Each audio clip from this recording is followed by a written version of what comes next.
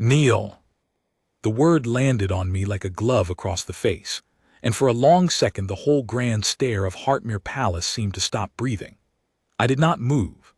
I had been trained for 22 years not to move, and so I stood on the third marble step with my rifle grounded and my white gloves at the seam of my trousers and my eyes fixed on a point of gilded plaster above the man's shoulder, where a carved lion held a carved sun in its jaws. The man in front of me wore a sash the color of dried blood and a row of foreign decorations that caught the chandelier light, and he had just told me to put my knee on the stone in front of 200 guests of the crown. I said kneel, he repeated, softer now, which was worse. You will lower your head when a minister of the conquered passes.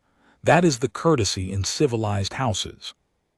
My name is Sergeant Ewan Marek, and on the night this happened I had the honor of standing the stair post at a state reception for the visiting delegation of the conquered of Vale, a confederation of small nations off our southern coast, allies of long standing, here to sign a treaty of trade. I had stood that post 40 times. It is the most exposed post in the palace and the most jealously kept, because the grand stair is the spine of Hartmere. Every dignitary, every envoy, every member of the royal house who enters the Hall of Mirrors must pass within arm's reach of the guard who holds it. We are not decoration there. We are the last quiet sentence in a long argument that says this house is not afraid, and will not be hurried, and bows to no one but its own sovereign. The minister did not know any of that or did not care. His name, I would learn before the night was out, was Havard Crane, first minister of the conquered delegation, a man who had spent 40 years being obeyed and had come to believe that obedience was a thing the universe owed him, like air. He was not drunk.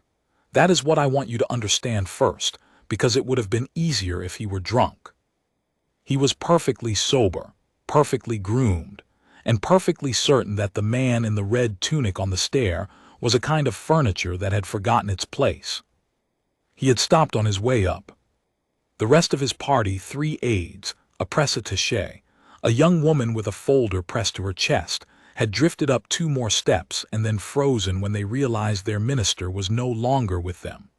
Below us, in the marble well of the entrance hall, perhaps 30 guests in evening dress had turned. Phones were already coming out of jacket pockets, screens glowing pale in the gold light. I saw all of it without moving my eyes, the way you learn to see everything on the stair post. At the edges, in the corners, the whole room held in the soft gray border of your vision, while your gaze stays nailed to the carved lion. "Do you not hear me?" Crane said. He leaned in. I could smell sandalwood and the faint chemical sweetness of the floor wax. "Are you deaf or merely insolent?" In Vale, a soldier who ignored a minister would be flogged in the yard. I am told you English are proud. I would like to see this pride. Kneel. I held the carved lion in my eyes and said nothing, because nothing was, at that moment, the entire substance of my duty. The stair post does not speak. It does not turn its head. It does not answer provocation, because the instant it does, it has become a man in an argument instead of a wall the house leans on. 22 years had built that silence into me bone by bone, and I want to tell you it cost me nothing to keep it, but that would be a lie. It cost me a great deal. There is a particular kind of fury that comes from being told to grovel by a man who has never once in his life been made to stand for anything, and it rose in me hot and clean, and I let it rise and crest and pass through me like water through a grate, and I did not move. "He won't answer you, minister." This was one of the aides, a careful man, his voice low and pleading. "It is their custom. The stair guard does not, they are not permitted to respond. Please, the signing." "I did not ask for a lecture on custom," Crane said without turning. He was looking at me with real curiosity now, the way a boy looks at an insect he is deciding whether to crush. "I asked for a knee, a small thing, a gesture of respect from a host to a guest." He smiled. He had very good teeth. Or has the famous discipline of this house become an excuse for rudeness? You stand there in your costume with your toy rifle, and you think you are above courtesy. You are a doorman, Sergeant. A doorman in a fur hat. Now bend your knee to the conquered, or I will have a word with your king about the manners of his servants, and you will be cleaning boots in a barracks by morning. That word, servants, I felt it more than the rest.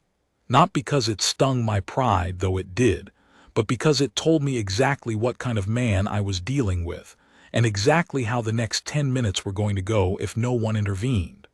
A man who thinks the guard is a servant thinks the whole house is staff.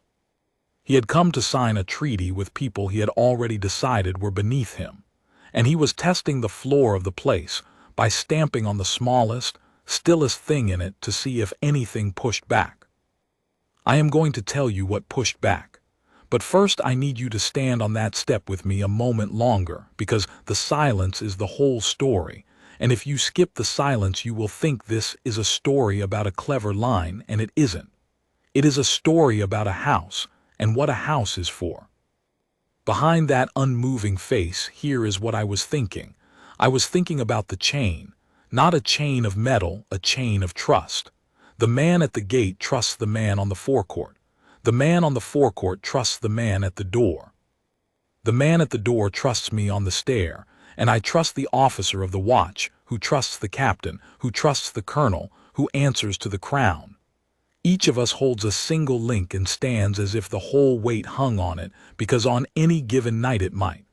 The stair post is one link. It looks like a man in a costume. It is, in truth, the place where the dignity of an entire kingdom has been concentrated down to the size of a single still figure on a single marble step, so that everyone who passes can see it and know it is there. You do not own this post, I thought, looking at the lion. You do not get to make me kneel, because the knee you are asking me to bend is not mine to bend. It belongs to the house. And the house does not kneel to a guest who came to sign its name, and despise it in the same breath. Crane took the silence as defiance, which it was, and his face began to change. The curiosity went out of it and something colder came in.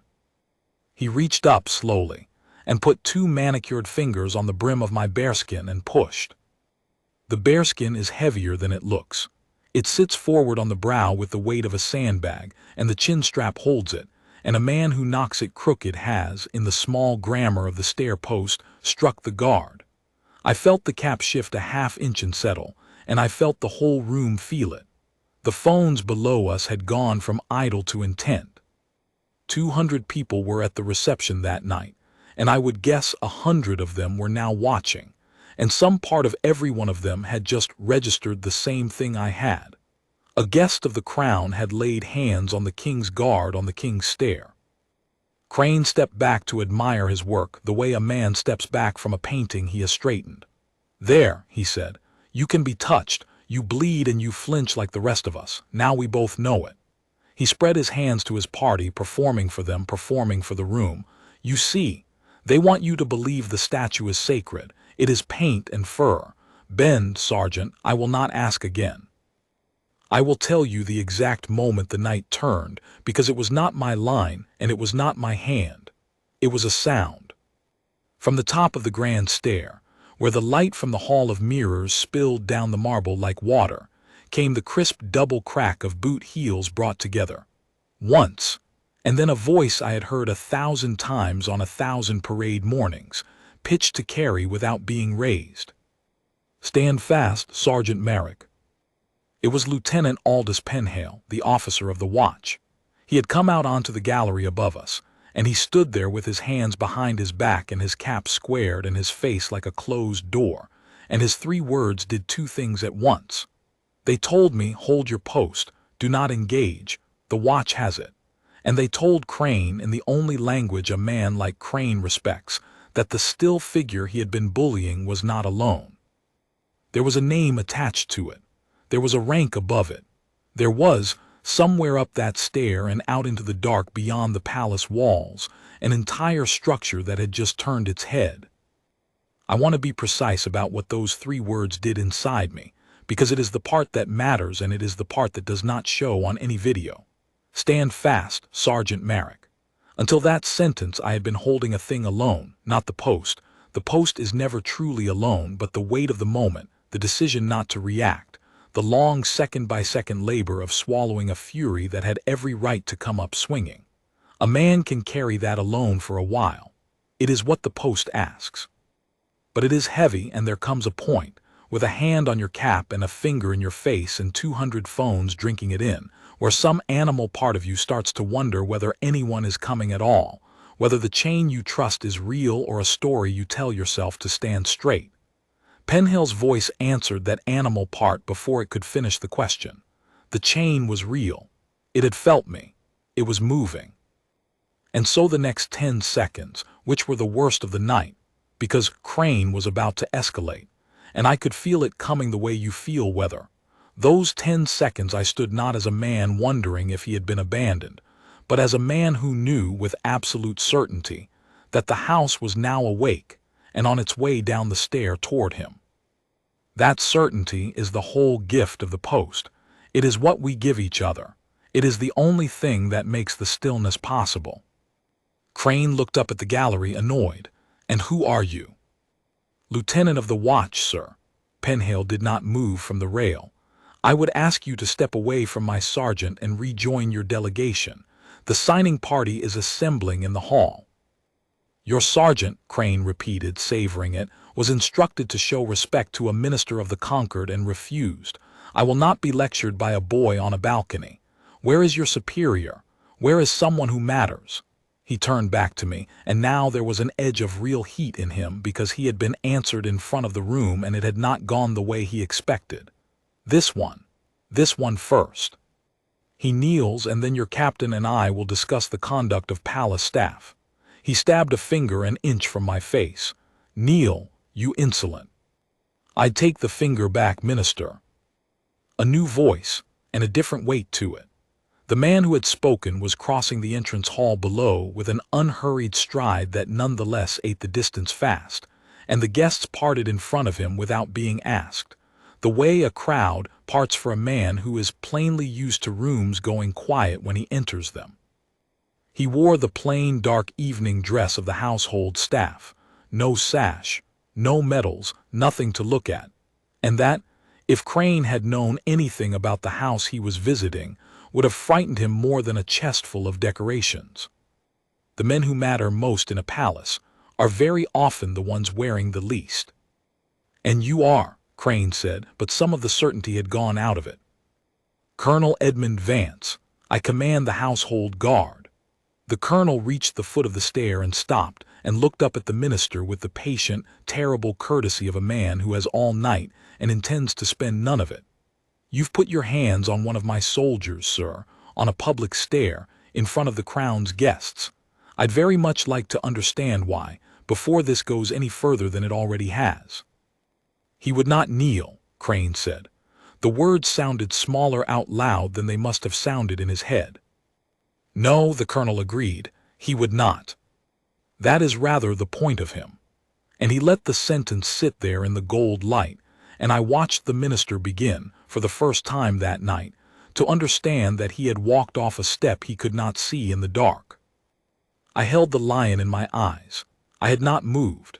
22 years and I had not moved, and the not moving had done more in 90 seconds than any blow I could have thrown. But I want to be honest about what was happening in me, because the YouTube version of this story would have me serene as a saint, and I was not serene. My pulse was going hard at my collar. My jaw ached from being set. And under the discipline, under the trained stillness, there was a small, fierce gladness rising, not at the minister's coming humiliation. I am not that kind of man, but at the sound of those boot heels and that unhurried stride. Because it meant the chain had held. The link had not been alone. I had stood, and the house had felt me stand, and the house had come. That is the thing about the stair post that no one outside the guard ever quite believes. You think the man on the step is exposed, abandoned, one figure against a hostile room. He is not. He is the most defended man in the building. Behind him, unseen, is everyone. The whole apparatus exists to make sure that when someone tests the smallest still figure in the house, the answer arrives measured, lawful, overwhelming from every direction at once. Crane was not finished. Men like Crane are never finished.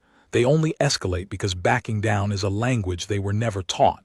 He drew himself up and found the tone he used on subordinates, the parade ground bark of a man who has confused volume with authority. "Colonel, I am a minister of the conquered. I am here as the personal representative of the High Council to sign a treaty your king has spent 2 years begging us to sign. Do you understand what that means? It means I can walk out of this palace tonight, get on my aircraft, and the trade your kingdom needs to keep its ports open dies on the runway. So you will instruct this man to kneel and apologize, or I will instruct my delegation to leave, and you can explain to your king why the conquered went home." He smiled, sure he had found the lever at last. "Everything has a price, Colonel, even your statue's pride. Now what is it to be?" The hall went very quiet. Even the phones below seemed to hold still.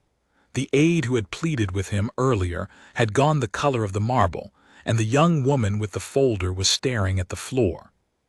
The minister had just put the treaty on the table, the real treaty, the one the newspapers cared about, the ports, the grain, the long winter ahead, and laid it next to my unbent knee, and asked the colonel which one he loved more. I felt the whole weight of it settle onto the colonel's shoulders, and I felt, with a small cold drop in my stomach, that this was the moment the discipline could lose. Not to a fist, to arithmetic, to a man who had found the one threat that might make a kingdom decide that one guard straight back was a luxury it could not afford. The colonel did not answer right away. He took out a small phone from his inside pocket, looked at it, and made one call. I could not hear what was said. The colonel turned a quarter away, spoke perhaps 10 words into the phone, listened for the space of 3 breaths, said one more word, and put the phone back in his pocket. Then he looked up at the minister, and for the first time something like warmth came into his face, not kindness, exactly. The warmth a man allows himself when a difficult thing is about to become simple. "You may leave whenever you wish, minister," the colonel said. "No one will stop you, but I think you should know 3 things before you decide so that whatever you choose it with your eyes open." He came up 2 steps, unhurried, until he stood level with Crane, and though Crane was the taller man, it did not look that way. "The first thing is that the signing has been paused. Not cancelled, paused. On my authority, and with the agreement of the Lord Chamberlain, who is standing behind that pillar, and has been since you laid your hand on my sergeant's cap. The treaty will wait until the Crown is satisfied that the conquered's representative understands where he is." "You cannot pause a treaty over a doorman," Crane said, but the bark had thinned. "The second thing," the colonel went on, as if Crane had not spoken, "is that the call I just made was to the duty officer at the gate. As of this moment, the forecourt is closed. Your delegation's cars are being moved to the visitors' yard, and the south gate is held. You are not detained, you are a guest, and a guest may go, but you will leave on foot through the small gate like an ordinary man, because the great gate of Hartmere is open for friends of the house, and tonight that is in some question." He paused. "Your aircraft, I am told, has been asked to hold its slot. The tower is being very correct about it. There is no flight to die on a runway, minister. There is only an aircraft waiting on the courtesy of a kingdom you came here to insult." I want to tell you what was happening at the edges of my vision while the colonel spoke, because that is where the real story was. The doors at the foot of the entrance hall had opened quietly, and 4 men of the household guard had come in and taken station, not rushing, not loud, just there, suddenly, at the corners of the room, white gloves and grounded rifles and faces like mine. On the gallery above, beside Lieutenant Penhale, 2 more had appeared. I had not heard a single order given. That is the part outsiders never understand. The house does not shout when it moves. It simply, between one breath and the next, is everywhere it needs to be, because every man in it has spent years learning to read the one call, the one squared cap, the one quarter turn of a colonel's shoulder, and to answer before the words arrive. The minister had pushed one still figure on a stair, and the still figures had multiplied around him like a thing growing out of the marble itself.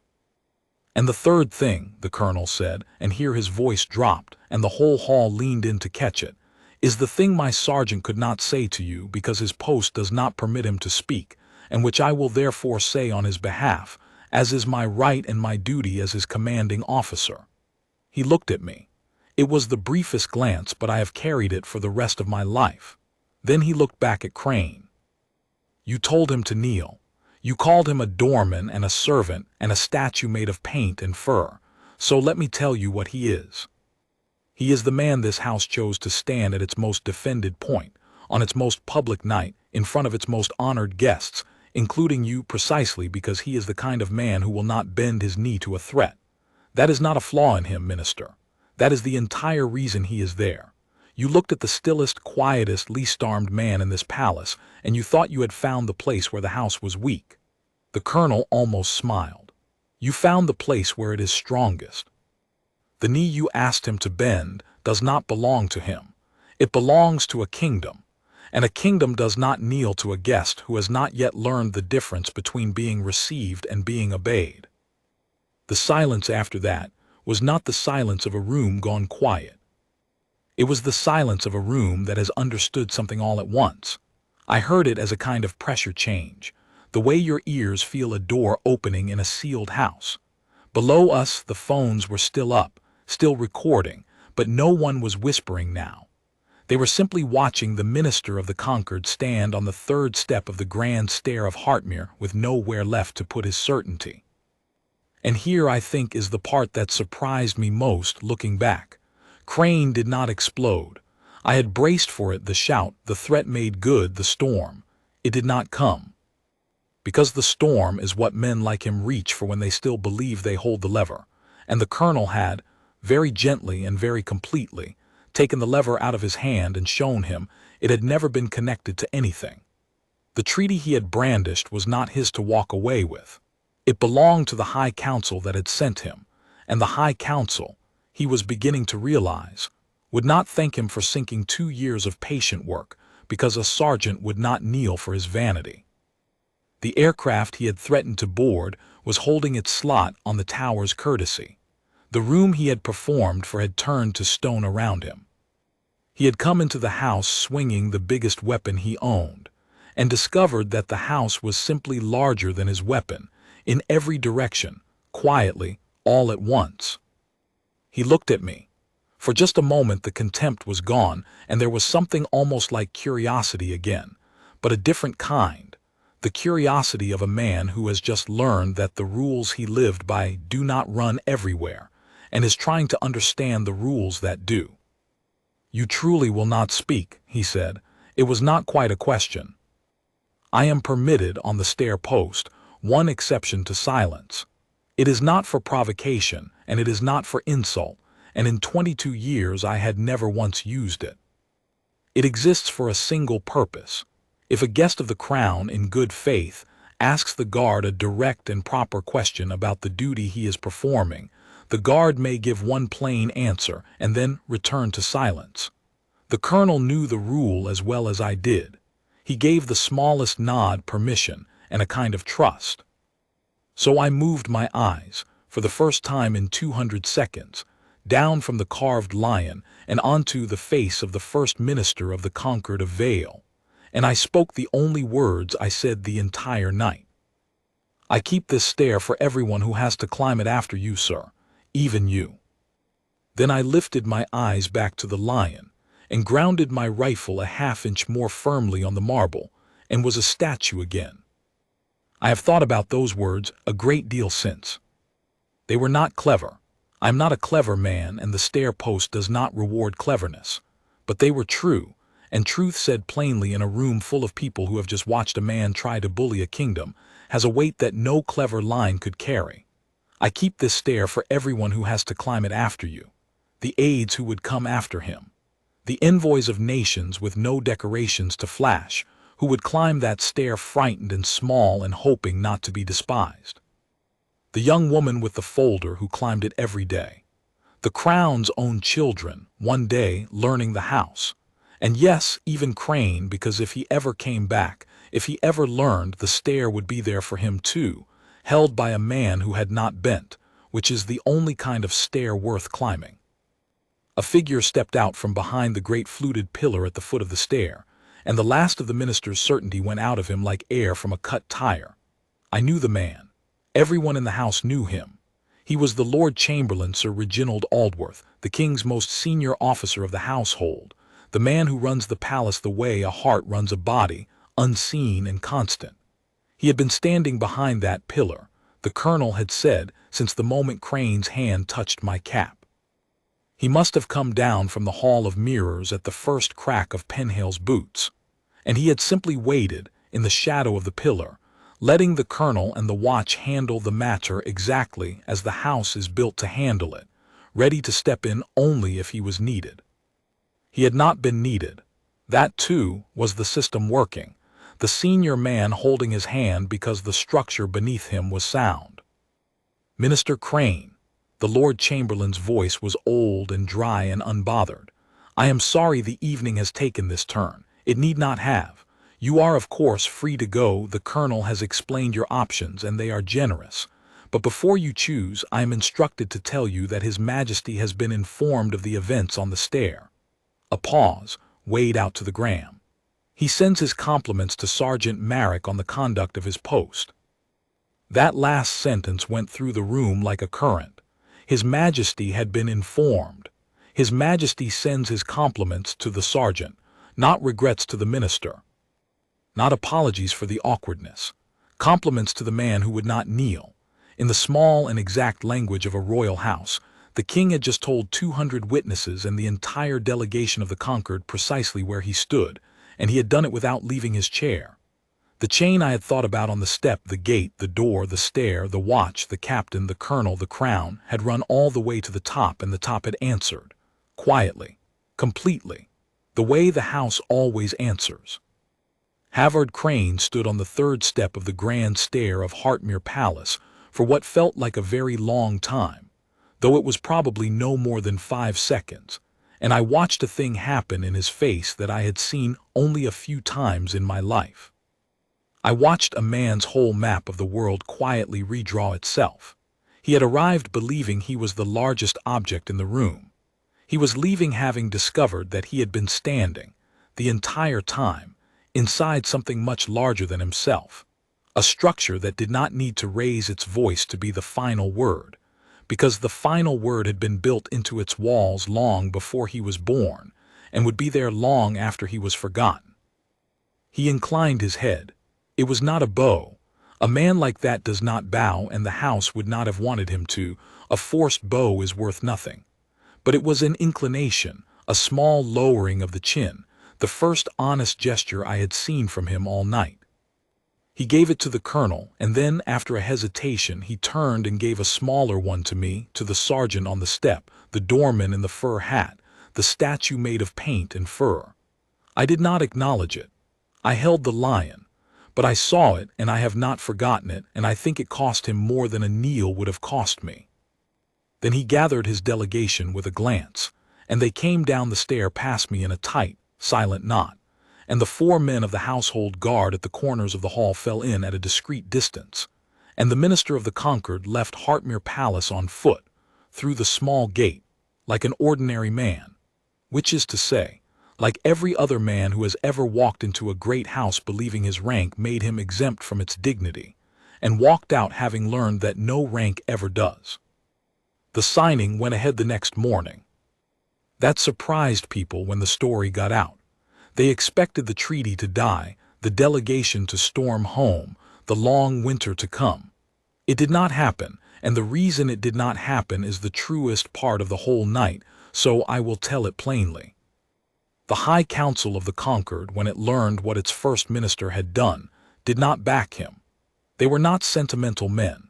They were practical men who wanted the treaty as badly as we did, and they understood, the way Crane had not, that a representative who tries to bully his host into kneeling has not strengthened his nation's hand. He has embarrassed it.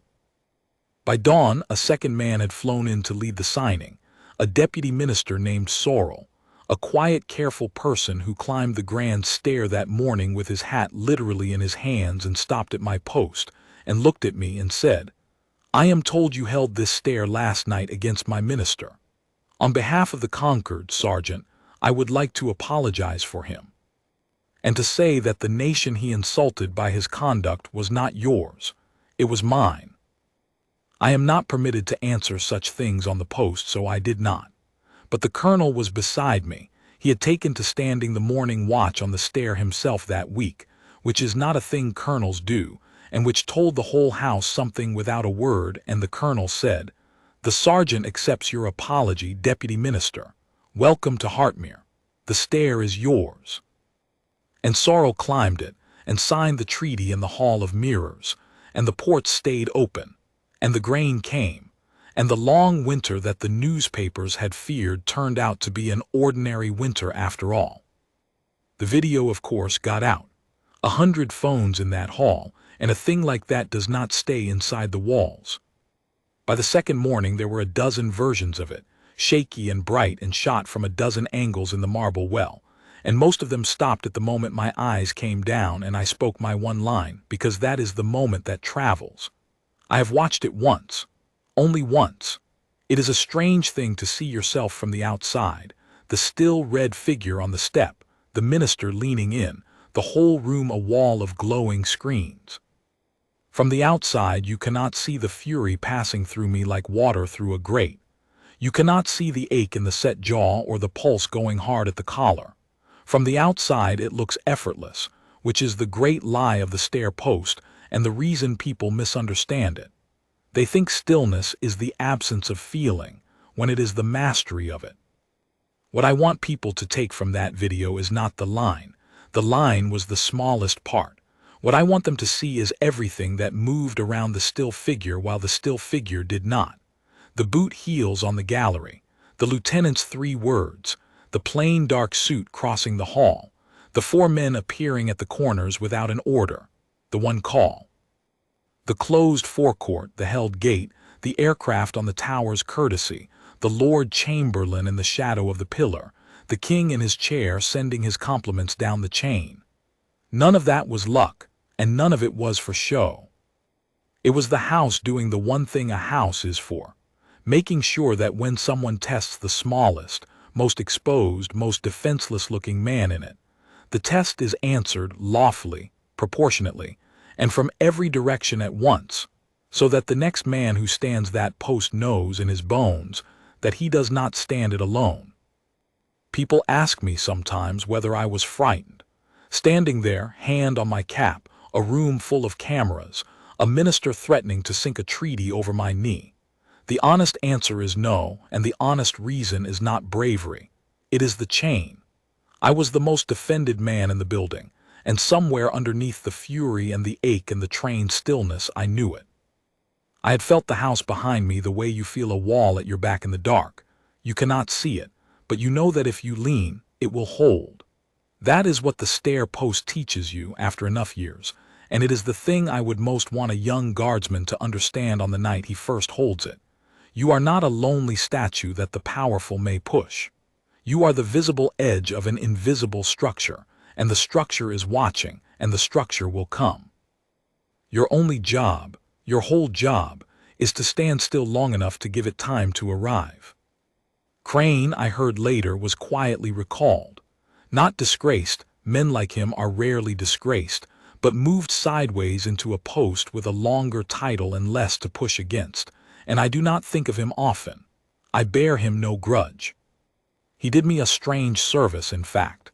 He showed 200 witnesses and, through their phones, a great many more, exactly what the house is and exactly how it answers, and he did it more vividly than any ceremony ever could. A parade shows you the discipline. Crane showed you what the discipline is for. The colonel stood the morning watch on the stair with me for a week, as I said, and on the last of those mornings, just before the changing of the post, he spoke to me without turning his head, in the low, flat voice of a man who is technically still on duty. You used your one answer well, Marek. 22 years, and you spent it on the right man in the right place at the right time. Most men spend it on something smaller. A pause. His Majesty asked me to be sure you knew the compliment was sincere. Tell His Majesty, I said, holding the lion, that the stair was held, That's all that wanted holding. The colonel almost smiled. I felt it more than saw it. Yes, he said, that's all that ever does. I am older now, and I have given up the stair post to younger men with straighter backs, and I stand at the gate these days, which is a quieter duty and suits me. But on the nights when the house is lit for a reception, and the cars come up the drive full of men with sashes and decorations, and the certainty that the world owes them something, I watch the young sergeant cross the forecourt to take the stair post, and I think about the chain, and I am not worried. He looks from the outside like a single still figure walking alone to the most exposed post in the palace. He is not alone. None of us ever were. Behind him is the gate, and the door, and the watch, and the captain, and the colonel, and the Lord Chamberlain in the shadow of the pillar, and the king in his chair, and 200 years of men who would not bend their knee to a threat. The whole vast quiet weight of a house that has learned, link by link, that its strength is not in how loudly it can answer, but in how completely. A man tried to make me kneel on the grand stair of Hartmere, in front of the crown's guests, with a treaty in one hand and an insult in the other. He found out what the whole world found out that night, watching on their bright little screens. The stair does not kneel, and it is held every hour of every night by a man who looks like he stands there alone by everyone.